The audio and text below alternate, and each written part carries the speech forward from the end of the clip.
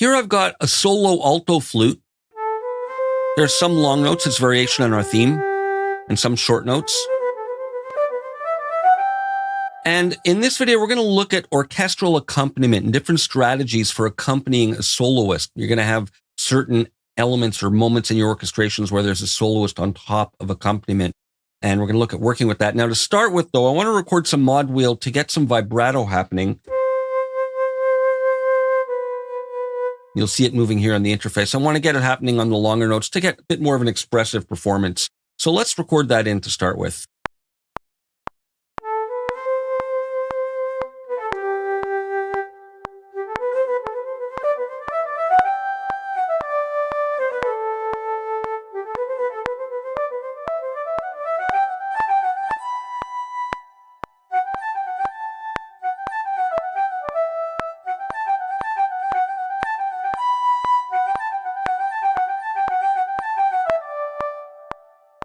Great, so there it is. I just recorded it, my mod wheel movement, so we get a bit more of an expressive performance. Now, here I've got a little arrangement done up, and I'm going to talk about it and play it for you, and then we'll break down the different techniques that I've used into smaller examples.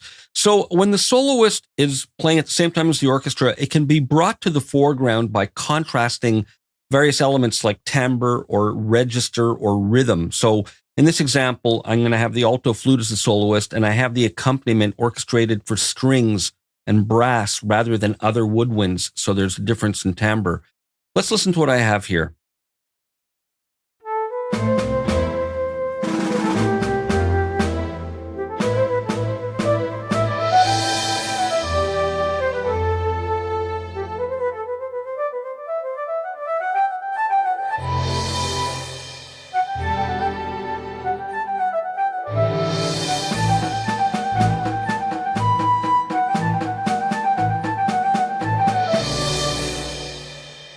So I've elaborated on the theme, and there are a number of techniques I've used in this accompaniment to help it work. But to start with, like I mentioned, timbre, register, and rhythm. So for example, I have some short staccato notes here while these are playing legato ones, but they're not in the way of the flute. This is playing legato notes at this point. And I have some sustained chords here and French horns moving to trombone, some short notes, some long ones, lots of contrast, some empty space for the soloist to come out. But let's look at some of these in isolation. Now, if the soloist is playing in the middle register, which this kind of is, middle to upper register, it's useful to voice the accompaniment in contrasting registers. So strings, for example, can go higher or lower, and brass are probably best lower so that they don't stand out too much. So let's look at another example here.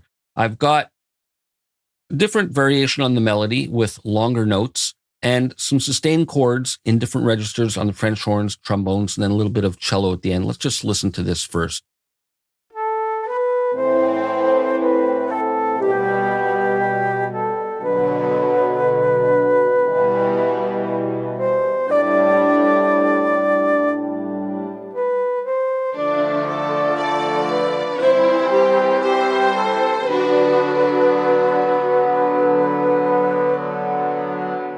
So some sustained chords in different registers on brass. And then I have a little counter line here on the viola and second violin. Let's just listen to these. You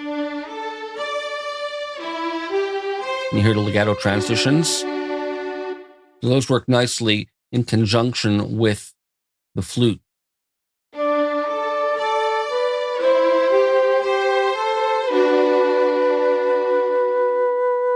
So they don't get in the way of each other.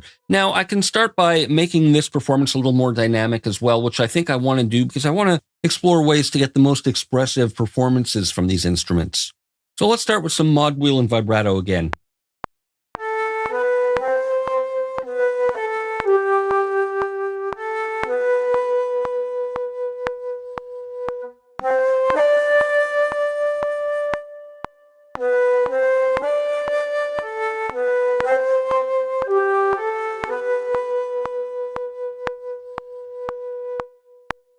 So by doing that, I can shape the vibrato on these longer notes and have it actually fade out at the end. Now, let's look at the French horns. And I think for these, what I'm going to do is record some expression pedal movement to get some swells. So here you can keep your eye on this as I move my pedal and we'll capture CC11 info.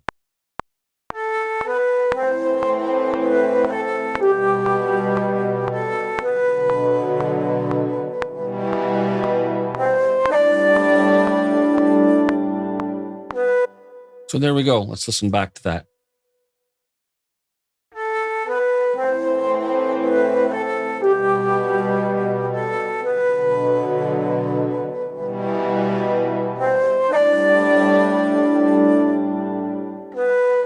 And now we move to the trombones next. Let me record some expression there, and I'll be right back.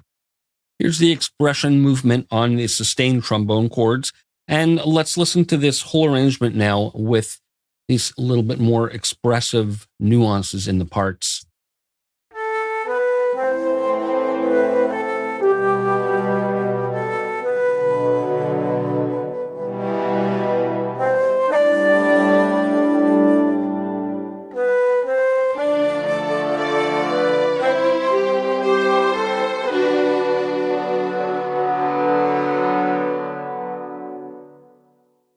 These could even work an octave higher on first and second violins. In fact, let's try that real quick.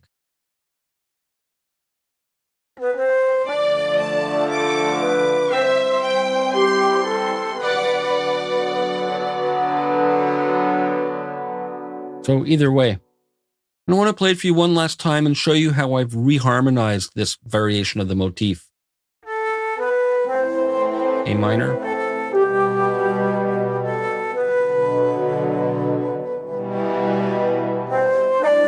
To A sus, and moving to the trombones,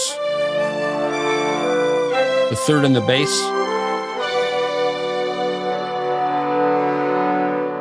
so these last two chords were C with E in the bass to B minor with D in the bass, which gives it a very different type of color and tone and evokes a different mood.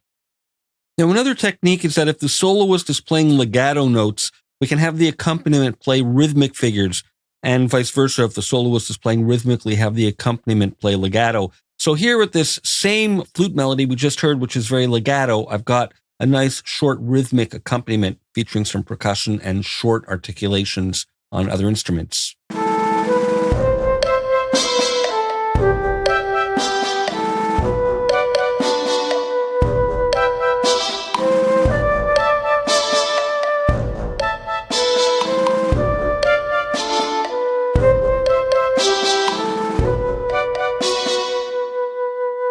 And in this particular example, I'm featuring on the trumpet one of the mutes. Now, the brass do play with various mutes, and in this one, the trumpets are playing with what's called a stop mute, and they're a choice of different mutes to use, and that's what gives it that interesting timbre.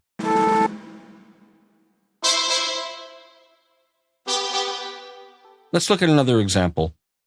The accompaniment can also be made to feel lighter by using plucked or pizzicato strings, or staccato, just short articulations. Here, I've taken the parts from the last arrangement and split them up amongst the strings, and they're all playing pizzicato, plucking them with their fingers.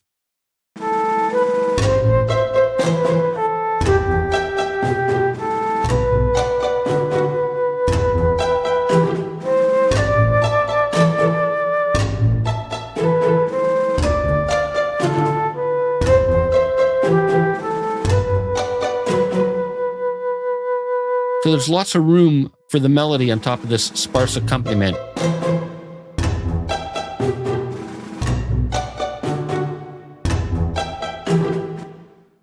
So to summarize, some food for thought, the soloist can be brought to the foreground by contrasting things like the timbre, the register ranges of the accompaniment, even which instrumental sections are using, use sections other than the one the soloist is from, and different rhythms as well. These all help differentiate the accompaniment from the soloist.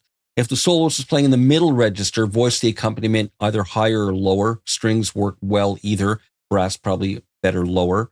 If the soloist is playing long notes, have the accompaniment play rhythmic figures. And if the soloist is playing fast rhythmic figures or even short ones, have the accompaniment legato so it doesn't get in the way.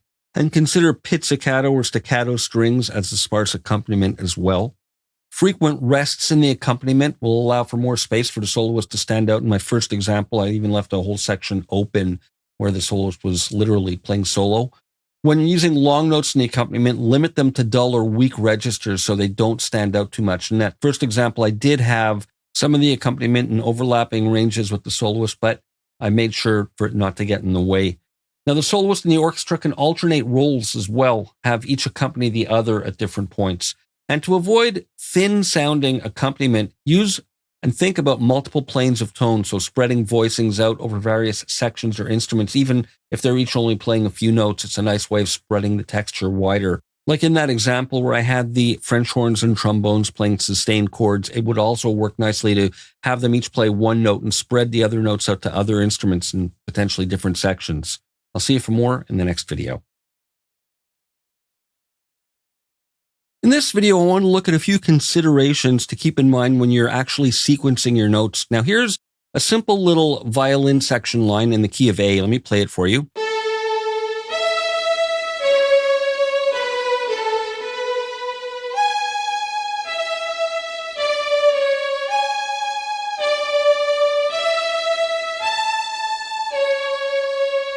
Now, if we look at a graphic editor, you're going to see that some notes overlap and some don't. I've mentioned this before, but I want to really zero in on this. Now, depending on what library you're using, and this is pretty typical, when you have notes overlapping with sustained tones like this, and you have legato transitions enabled, that overlap is what's going to determine if the transition happens versus a new attack. So you'll notice, I'm going to zoom a little bit. I have some of these notes overlapping more than others and some not at all. And let's just look and listen.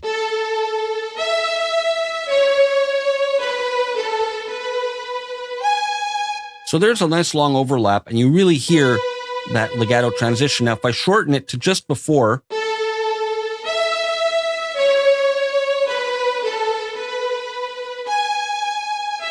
we hear a clean attack. So important to be aware. Same thing here. I have these overlapping to get these nice legato transitions, and they're particularly noticeable when you have skips and it's not scale-wise. A little slide up.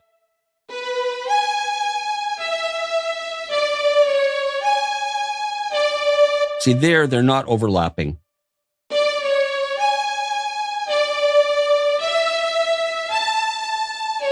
And they're a nice long overlap. Sometimes the length of the overlap affects the transition, again, depending on how the instruments are programmed. Now, I want to look at programming up some of these performance gestures like the trills, for example, on the longer notes.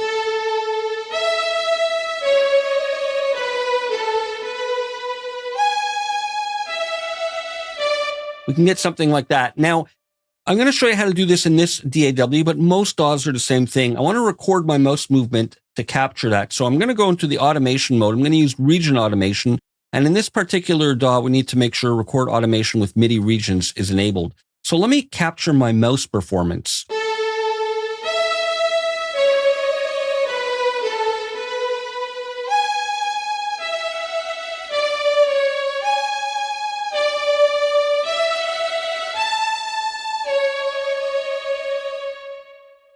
And I'm just going to capture that. And there it is. We see it there. And if we look in this editor, we'll see the data over there. So I just captured my mouse movement. But again, depending on your DAW, you can always draw in the automation. So you've seen me record my expression pedal information with my actual pedal, but I can just draw it in by mouse clicking.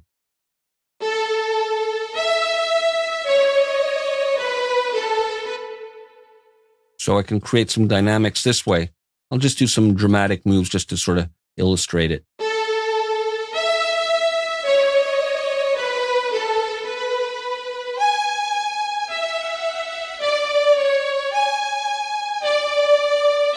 And so on. I wouldn't necessarily do it exactly like this, but just to give you an idea that you can draw it in with the mouse as well if you don't have an expression pedal. Now, I want to look at the clarinet part that I have programmed up here. Let me just solo it, and let's just start by looking and listening.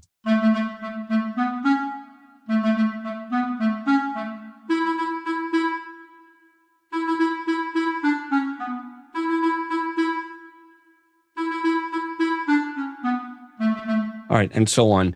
Now here, I've got a key switch note programmed in to call up the articulation that I want, which is the short 6. And one thing I want to mention, it's important when you're using articulation key switch changes to make sure that they happen slightly before the note.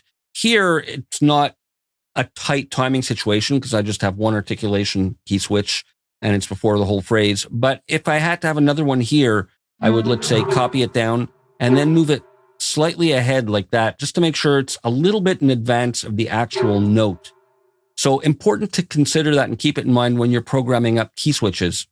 Now, the other thing I want to talk about are these hotkey key switches in this instrument, but a lot of other instruments refer to them as momentary key switches. And what that means is I have this short articulation, but maybe I just want to change the playing technique for one note in the phrase. I can use this as a momentary switch, and then it'll revert back to this one that's programmed in. So I want to use, for example, my G to get that trill.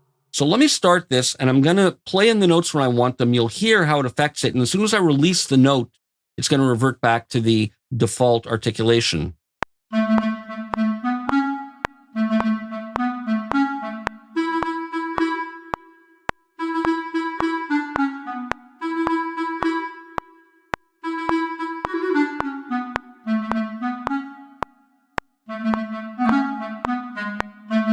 Okay, so let me capture that.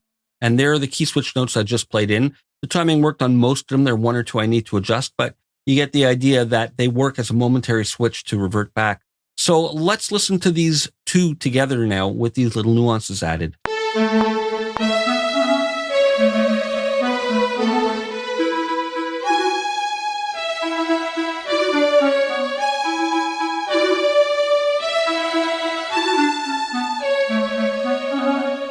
See, there's an example of one I want to tweak, make it shorter.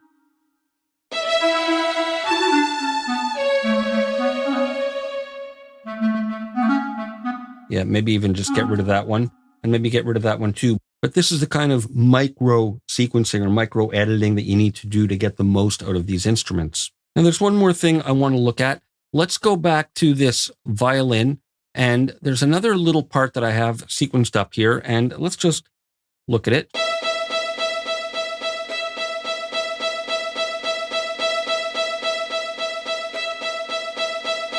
So just a bunch of straight eighth notes. Now, in your library, you're most likely going to have some sort of facility, and we do in this one, to have round robin samples, which means when you're playing the same note repeated, you're not going to get the exact same sample firing each time, but a variety of different notes recorded at the same velocity, same pitch, same duration, and so on. So let me play it for you once off and once on, and you'll hear a subtle difference.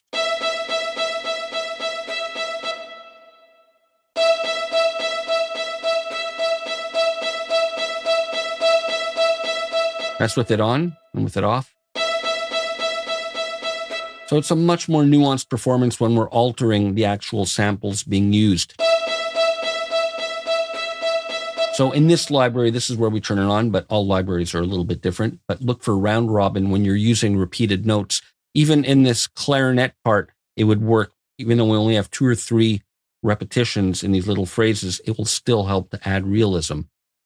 So pay attention to note overlaps. Depending on the libraries you're using, it'll affect the legato transitions between the notes. And when you're using key switches, make sure they start slightly before the note on position that you want affected. And don't forget about momentary key switches where they're applicable in your libraries for brief changes to the playing techniques. And also remember to enable round robin samples for parts with repeating notes. I'll see you for more in the next video.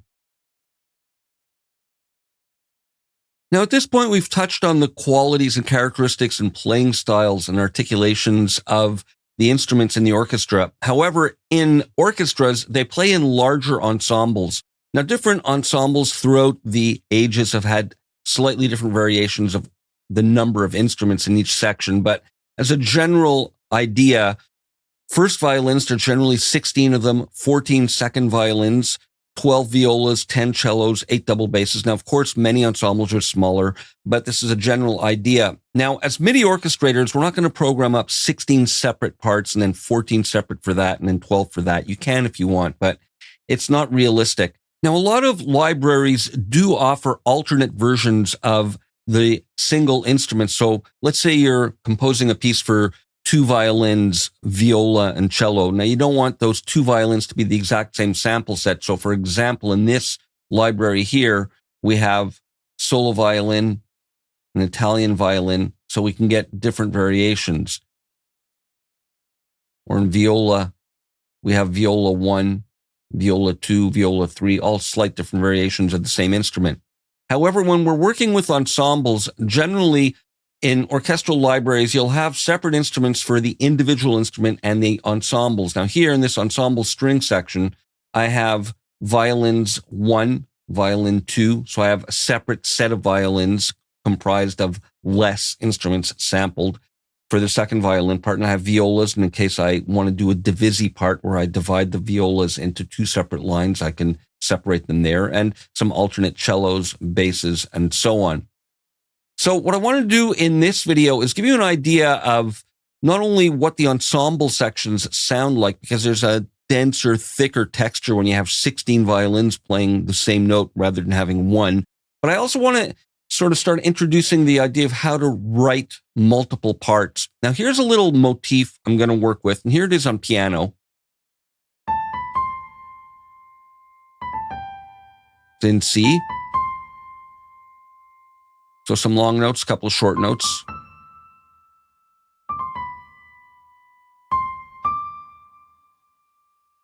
And then it's ending on some non-chord tones. So let's start by looking at it played on violin 1 and violin 2. And here, the first and second violins are in octaves. So one way of harmonizing a melody is to just play it in octaves. That has its own texture and sound. Let me start actually by just playing you the melody alone with the ensemble violin section. And here I've elongated the rhythm a little bit. It's the same, or they're the same notes, but just an elongated rhythm. And have them pan slightly. So you hear the difference in texture with the ensemble samples. Now here's the second violins playing it in octaves. Just the second violins.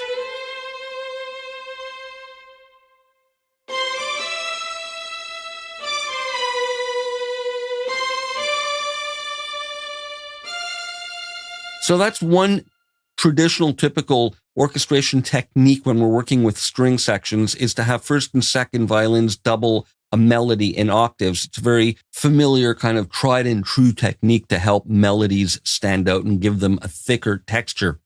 But as orchestrators, we want to be able to do more than just double in octaves. Now, here's the next example, again, with just violin 1 and violin 2. And here, the first and second violins split off into harmony. Now, another approach might be that they could begin in harmony and then move to unison or octaves, or one part could either join in or drop out in the middle. And these are all ways of playing with the texture of the orchestration. But let's listen to this.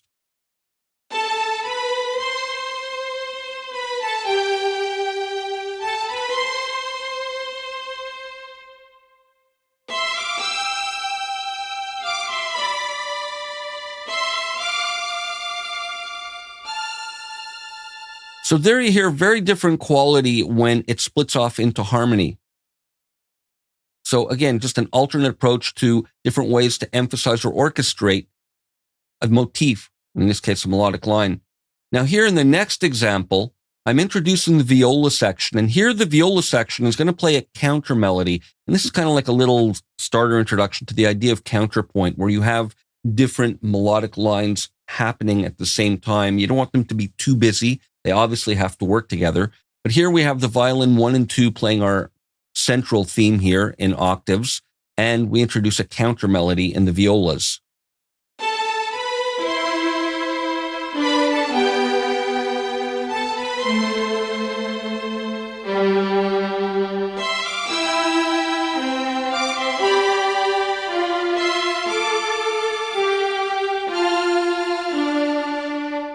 So very interesting in terms of orchestration. We've introduced a new line. It's a lot more complex and more nuanced. Now here in the next example, I'm going to add the cello section in. And here, there's an additional part now played by the cellos, and they join the violas halfway through for this legato line at the end, but they're doing a spiccato kind of line at the beginning with shorter notes. And if we look, you'll see I have a couple of key switches here. So again, more complex orchestration now.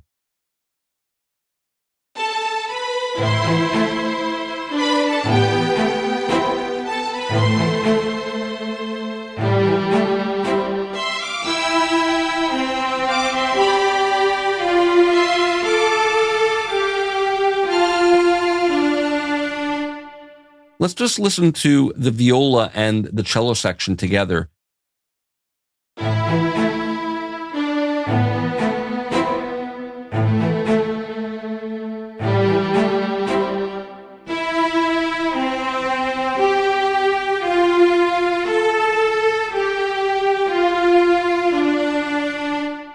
So there we've orchestrated that melody with these two additional parts. Now let's add in the bass section. And here, the bass is added to the cellos halfway through. The violas and cellos take the melody. So this is another characteristic element of string writing where you can have parts cross over and they don't all necessarily have to remain in top to bottom order in terms of the ranges that they're playing in.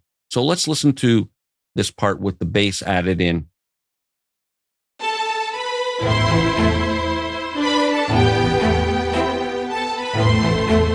So it gives it extra weight.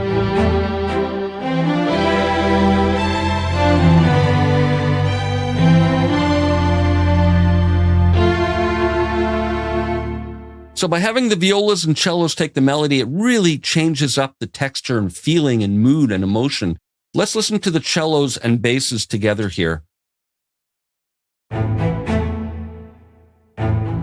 Playing spiccato, double stops on the cello.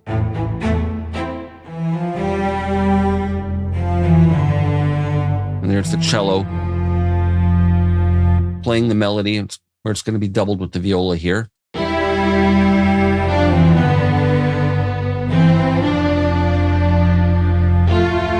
So there's the melody, and we have the violins as well, doing a counter line.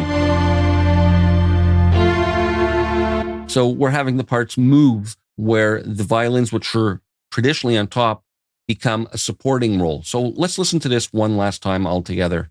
And here you can see all the parts together.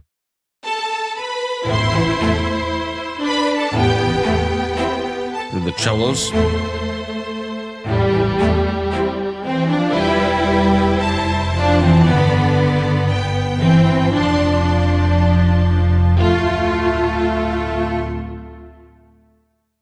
Some things to think about as orchestrators. When we're writing for strings, the sections can cross parts, so lower range instruments can play the melody from time to time.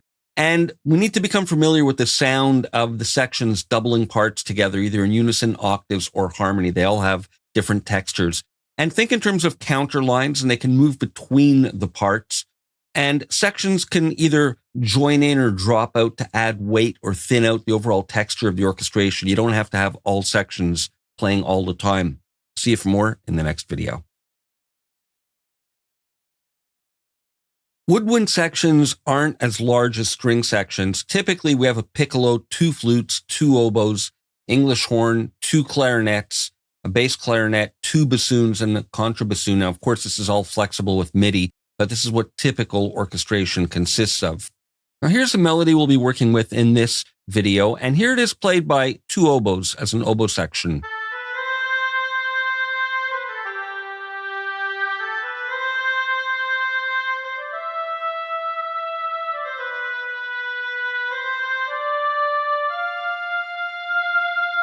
So here it's got that kind of chorusy quality when you have the same instrument playing the same part.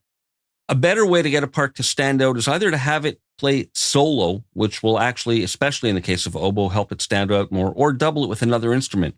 Now here's English horn, and this would be a good way to double it with a single oboe to get a different timbre.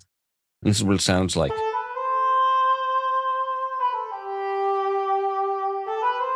And you hear how the solo quality is it more of a kind of evocative quality. Now, I want to look at voicing chords in woodwind sections because it's important to understand the textures and the qualities when you're voicing in wider intervals like fourths and fifths or even greater versus more closed voicings of thirds. Now, for example, here's the oboe and flute sections playing some open intervals, and they jump to a unison and then a third. So very open, hollow quality. A minor going to C. And then here they are together, and then in thirds. Now here's the clarinet and bass clarinet playing very wide intervals. Nice big open sound.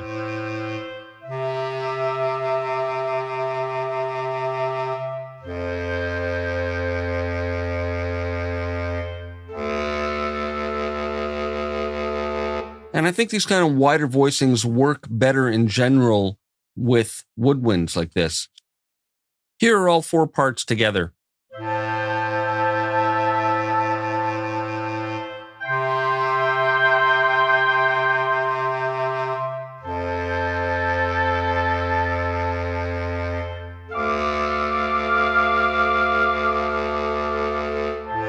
So lots of different textures with these nice wide voicings, taking advantage of the timbral qualities and ideal ranges of each of these instruments. Now here's another approach that I don't think works as well, whereas, for example, we have the oboes playing two notes together with a close interval, and then the clarinets are playing an interval that's a third apart as well.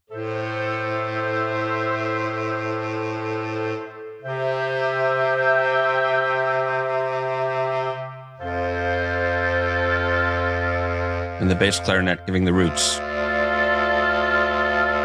It's a very different timbre and texture, but I think the open voicings work better with one note per section. Now here's another version of a similar approach where here I have the flute section playing two notes and the oboes playing two notes.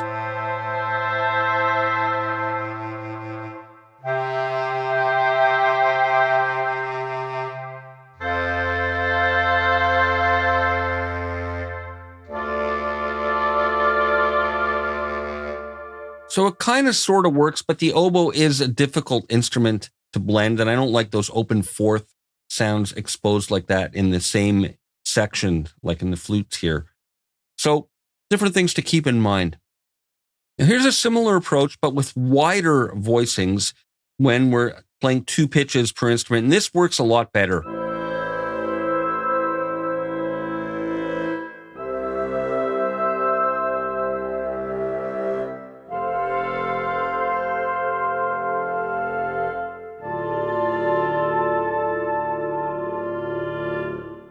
So definitely something to keep in mind when voicing your chords across woodwinds. Now we've also got to be cognizant of doubling between the sections. I have this melody that we've been looking at worked out with the string sections, violins 1 and 2, viola, cello, and bass. And here's what I've come up with. And you can see the parts here. These are some key switch notes.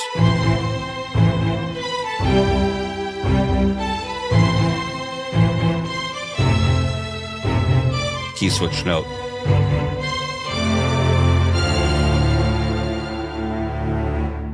So that works really nicely. Obviously, it's just strings. But what happens when we copy the parts down and double it with some of the woodwinds? Let me play what I have here, and then we'll look at what I've done.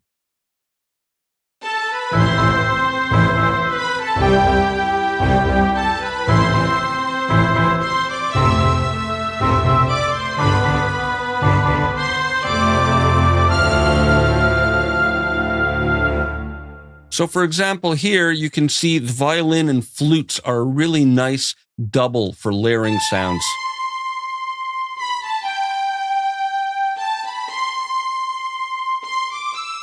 Very nice orchestration, thickening those up together. Here's the second violins, or violin 2 part with the two oboes. And since it's part of a layered sound, the two oboes together are fine. I don't need it to stand out on its own. Now I've got the cello section with the English horns here, doing those lines.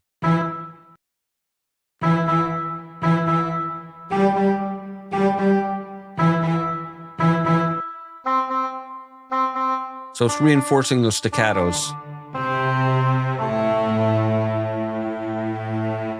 And of course, you can experiment with which woodwind and string sounds you want to double to get different textures. This is just one idea. Now, here's the viola section also with the 2 clarinets.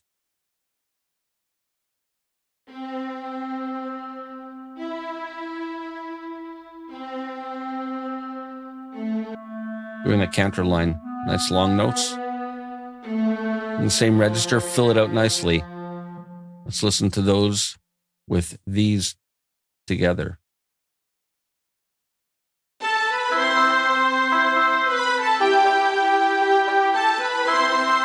So very nice. Now the bass, I've got doubled with the 2 bassoons, which are natural low register instruments.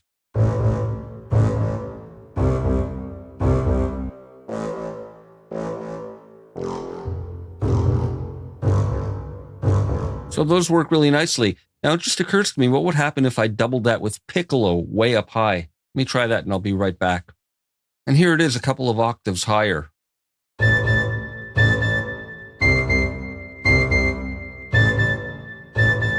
Let's listen to the whole thing one last time.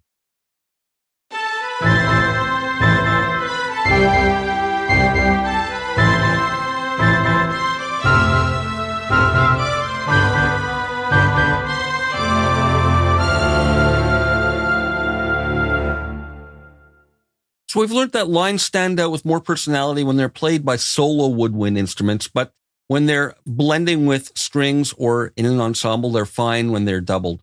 Now, open voicings where parts overlap between the woodwind instruments seem to blend better than very closed position voicings. And when we're doubling string parts, woodwinds help create a thicker, richer texture. And next video, we're going to start looking at them in conjunction with brass. The size of brass sections varies in size depending if you're playing orchestral music that's romantic, late romantic, baroque, modern, classical, and so on. Generally speaking, there can be 4 to 8 French horns, 3 to 6 trumpets, 3, maybe 4 trombones, and usually 1 bass trombone, euphonium, tuba, sometimes there's 2. It's all variable, but this is a general idea. Now, I've taken the theme that we've been working with in the last couple of videos and elaborated on it a little bit. I have an extended introduction, a little interlude section, and then exposition of the main theme, and I've reharmonized 1 or 2 of the chords at the end, which gives it a very different feeling. Now, I want to start by playing my little arrangement for you with just the strings, and you'll notice I have the different sections coming in and out at different points, so they're not all playing at the same time. So, first violin, second violin, viola section, cello, and bass. Let's look and listen to this, and then we'll look at adding texture to the arrangement by doubling the parts on some woodwind and some brass section instruments, and then we'll look at working with brass a bit more closely. First violins.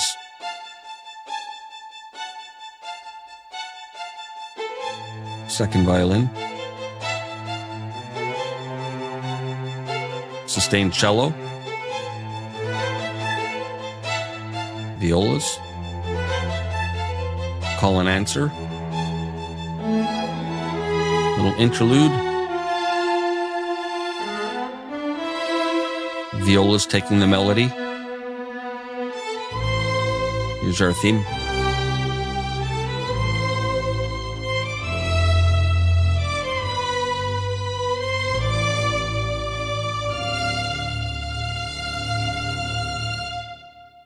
So it's a little hollow and empty sounding at the end with no chords.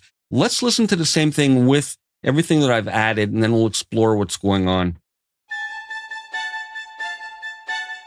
Doubling on piccolo.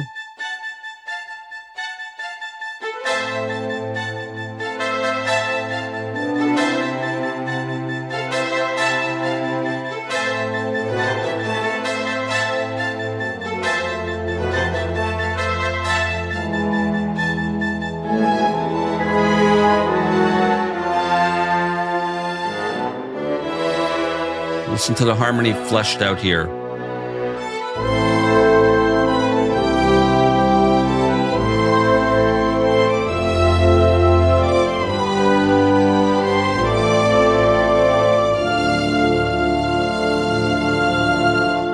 So very different feeling with that F with the A and the bass at the end. Now I've got piccolo playing just a single line since they don't do double stops the way violins do, but here it is doubling it.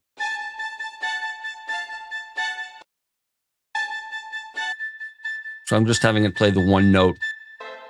Now I have violin 2 doubled by clarinet. So let's listen to those two together. I like those instruments doubling.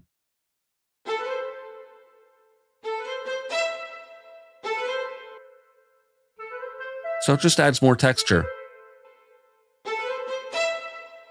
Now I have the viola section doubled by the bassoon an octave lower, and that gives a very different color to it. Playing staccato down low, with the violins higher, and then some sustained tones as they come to the foreground, taking the melody. So again, the parts moving in and out of what's on top. Now I have the cello section doubled by the horns, but the horns are fleshing out the harmony. So in other words, they're playing the same sustained tones, but just adding additional voices. And because we have 3 to 6 French horns, they work nicely playing separate notes and fleshing out harmonies.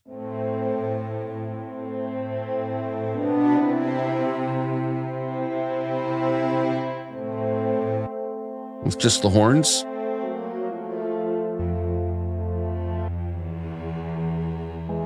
So they work nicely together. The horns are playing higher harmonies, but with the cello supporting underneath. Now I have the trumpets accenting those violin 2 figures. So let's listen to this just to remind ourselves what it's like. So here it's just playing the accents to reinforce the rhythm.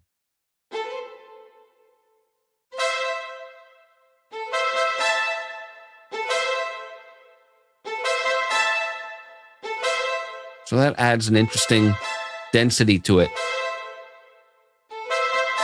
And that's all I have it doing. Now the viola section is being doubled by the trombones. So let's listen to those two.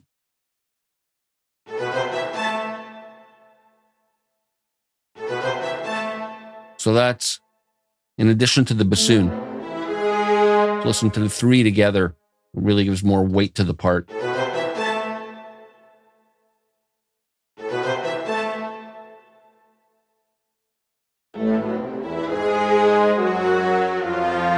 So nice low-end brass filling it out.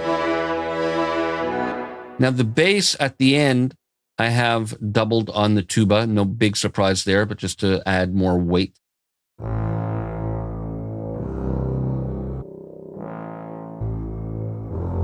Nothing too unusual there.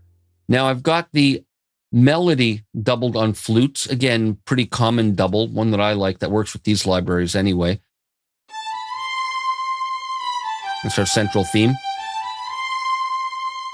And the second violins, I have doubling on the clarinets in this section over here.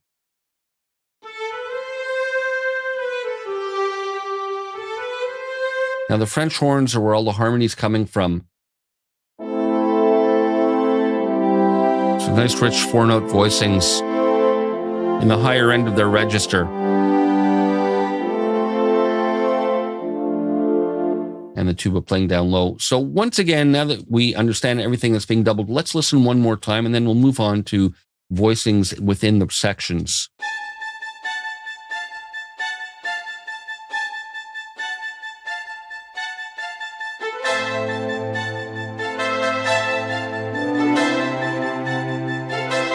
So counter line being doubled. Answers.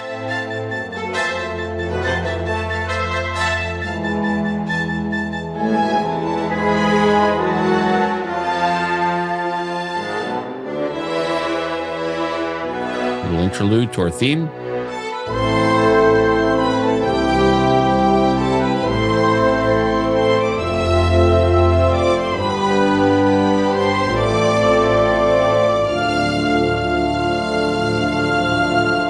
It's also at a faster tempo. Now let's take a look at these French horn voicings. So with French horns in general, closed position voicings work well. And with closed position voicings, you're using generally intervals of a third. You're starting at the top and voicing the chord tones down. and the top voice doubles the bottom voice. So they're just an octave apart, and you fit in the notes in between. That's typical closed position voicing. And here are these chords that I've reharmonized this progression with the tuba playing the bass notes.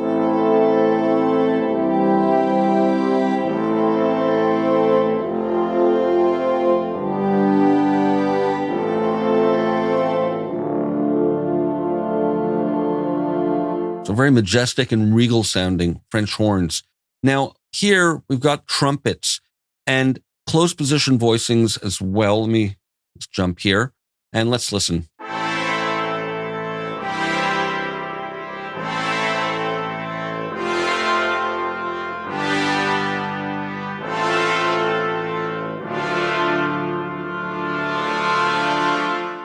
That works okay. They'll probably work well an octave higher, although might be too high at the high end of the register. Let's just listen.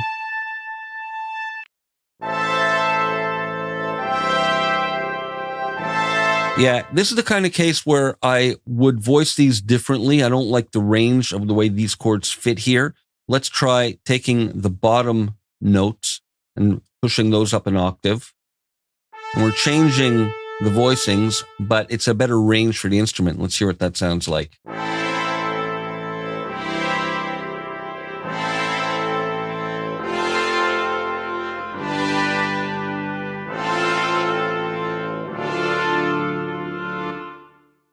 So especially with trumpet, it's important to consider the ranges. You don't want it too low or too high. I'd probably play with this again. So this isn't strictly speaking closed position anymore. Now, let's look at wider open position voicings with the French horns. Wide, meaning intervals greater than a third, fourths, and fifths, sometimes called open position. And again, here it is with the tuba playing the bass notes.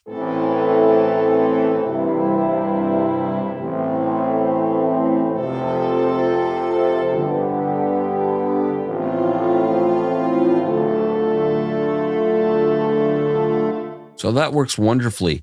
Now let's look at the trumpet in wide voicings.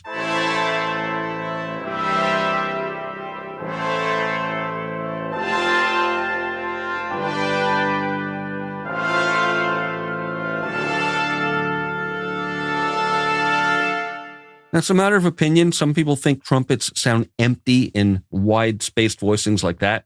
What do you think? Depends on the context, of course, but that's what it sounds like. Now, let's look at the same thing with trombones. The same voicings, but in the trombone register.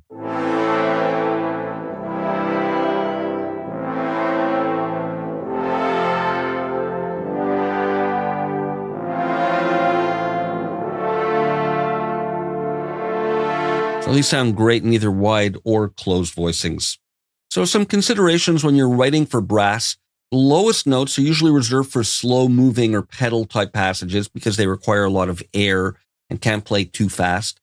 Open fifths, octaves, diatonic lines, they all work great on horns. Trumpets sound empty in wide-spaced voicings. That's kind of the textbook definition. I don't like these kind of hard and fast rules. It depends on the context. Close or wide voicings work well with both the French horns and the trombone sections.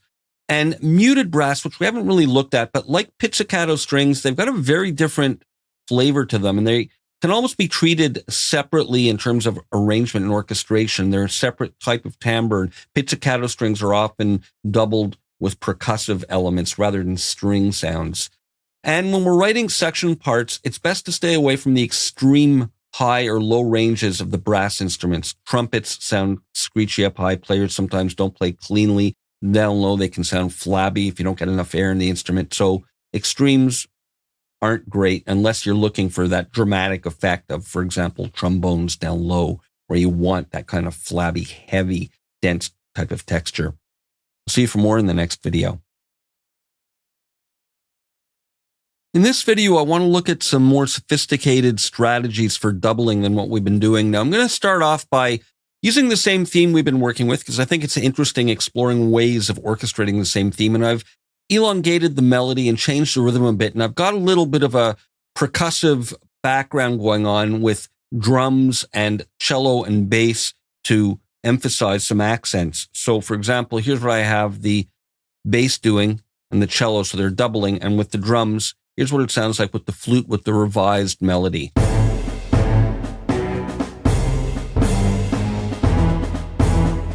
Flute section.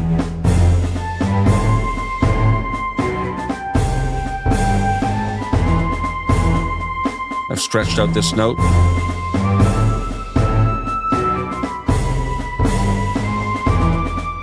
Stretch these out. And now we come in with violins.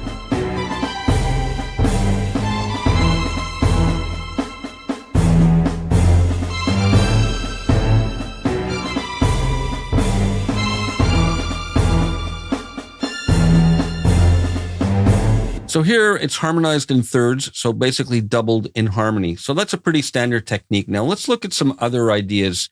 Here, I'm going to use something called heterophony, which is a way of doubling, but where you add ornamentation, so little embellishments and grace notes and flourishes. And even though the part is doubled, it's not a literal doubling. So here I have the violin playing this melody and the flute playing it with some ornamentation.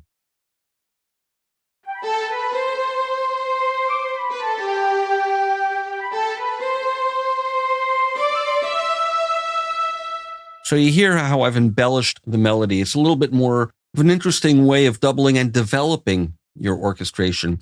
Now, here's another example. Doubling doesn't need to stay consistent throughout the phrase. Here, I have it starting as a straight double, and then it breaks off into an alternate line, which we call counterpoint. So we can also do the opposite, start at counterpoint and move into doubling. So straight doubling. Breaks off into an alternate line.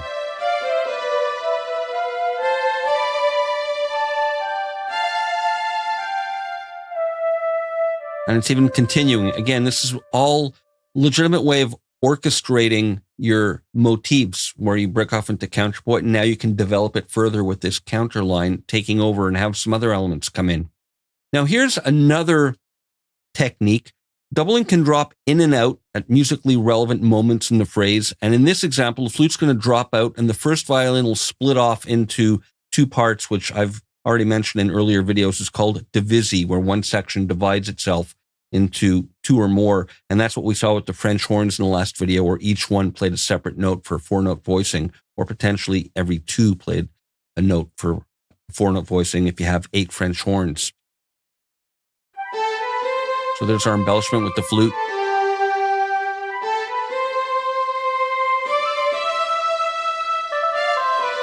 And now the violins.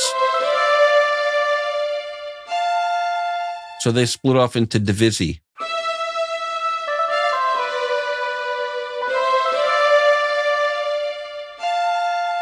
So another useful strategy. Now let's look at this last example, which is a bit more sophisticated. And I'm basically combining all the elements together, multiple elements together. The basses are coming in here and playing a line with the cello, and they're only accenting specific notes within the divisi cello part. And this is what we call partial doubling, and it adds weight and accents. And it's a good way, if you want to have accents in your music for dynamics, it's better to, especially if you're orchestrating with MIDI, rather than writing in dynamics or adjusting expression or adjusting velocity, which does work. You can emphasize the dynamics with instrumentation. So have things come in or drop out to make things louder or softer or denser or thinner sounding.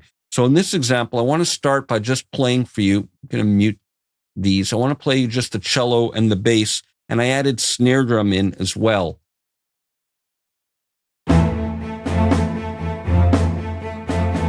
This is the cello part.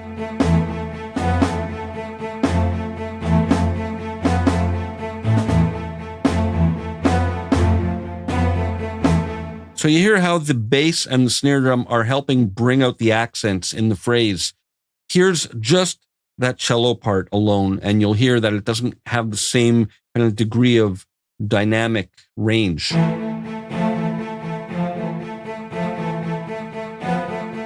I add the bass in for the partial doubling to help enhance the accents, and the drums even further.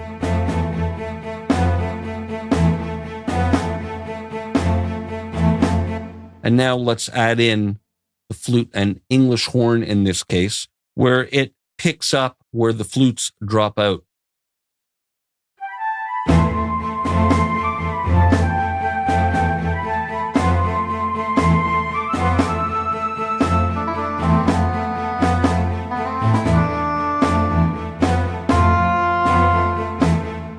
So here as well, we're doing some ornamentation. You can see it a little bit more clearly here, little trills and things. And with the violins, adding the main melody on top.